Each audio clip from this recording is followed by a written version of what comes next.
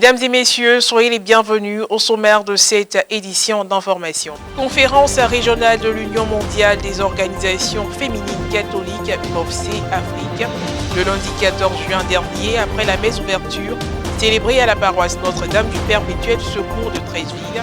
Les participantes ont poursuivi leur programme d'activité au Palais de la Culture d'Abidjan, toujours en présence de Monseigneur Boniface Ziri, des aumôniers nationaux et d'une délégation plus grande des membres du gouvernement ivoirien.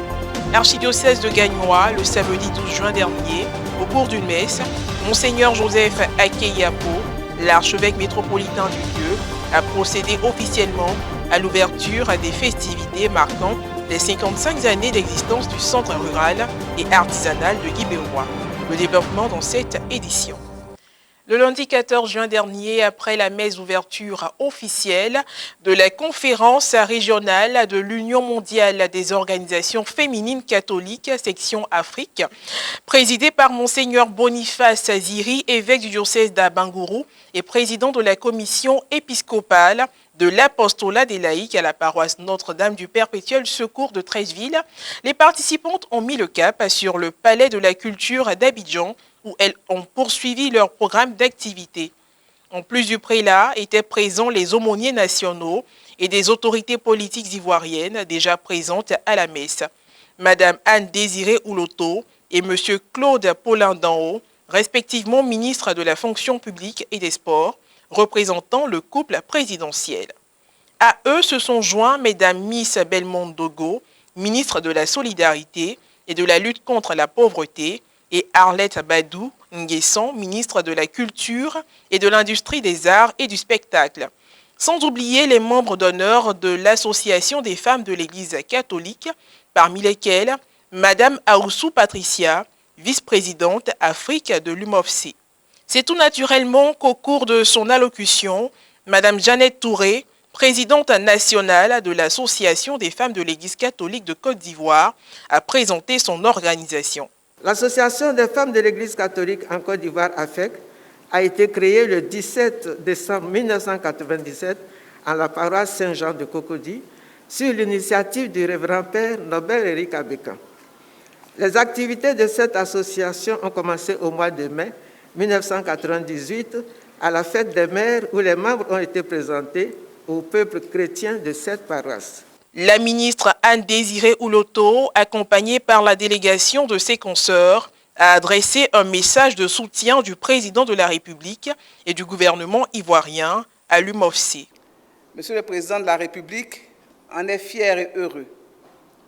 Et il nous a demandé, à vos frères et sœurs ici présents, tous membres du gouvernement, de vous témoigner sa proximité.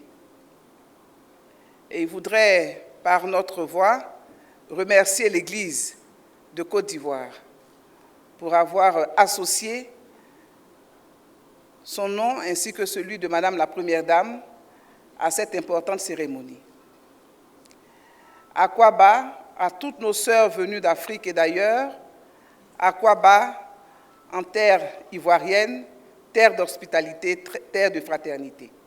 Le père Émile Kélignon, secrétaire général adjoint de la Conférence des évêques catholiques de Côte d'Ivoire, a également pris la parole pour faire lecture du message du nonce apostolique en Côte d'Ivoire, Monseigneur Paolo Borgia.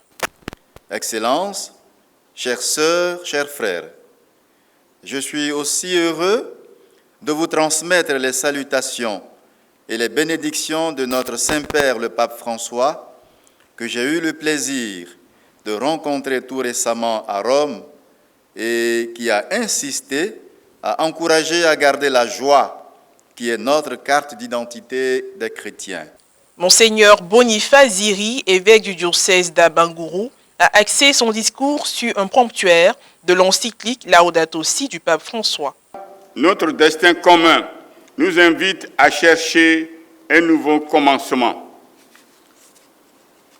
L'Église compte sur la coopération de tous, en particulier sur celle des femmes catholiques, pour que notre époque soit reconnue dans l'histoire comme celle de l'éveil d'une nouvelle forme d'hommage à la vie, d'une ferme résolution d'atteindre la durabilité, de l'accélération de la lutte pour la justice et la paix, de l'heureuse célébration de la vie.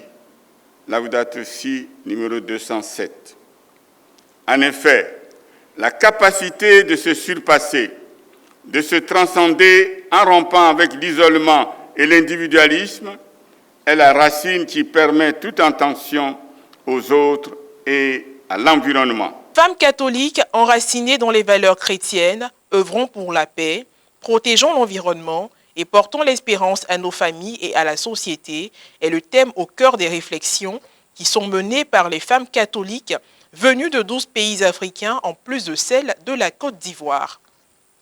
Toujours en Côte d'Ivoire, le samedi 12 juin dernier, Monseigneur Joseph Akeyapo, archevêque métropolitain de Gagnoa, a procédé officiellement à l'ouverture des festivités marquant les 55 années d'existence du centre rural et artisanal de Guibérois. C'était au cours d'une messe qu'il a présidée en présence de nombreux prêtres, religieux et religieuses, autorités politiques, administratives de la région, sans oublier les bienfaiteurs et le personnel du centre. Un reportage a signé Pierre Richemont, commenté par Morel Poti. 55 ans d'existence, d'expertise et d'expérience au service du social. Le centre rural et artisanal de Guibérois appartenant à l'archidiocèse de Gagnoa a célébré le samedi 12 juin 2021 en la solennité du cœur immaculé de Marie, la messe d'ouverture des festivités marquant son jubilé d'orchidée.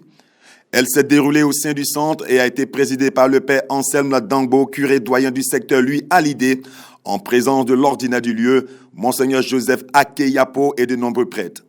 Tout comme les bienfaiteurs et le personnel du centre, les autorités politiques et administratives de la région étaient les témoins oculaires de l'événement.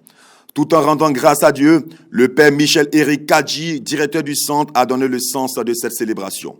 Nous célébrons donc ces 55 ans pour que le CRAR vive et pour qu'il vive en abondance.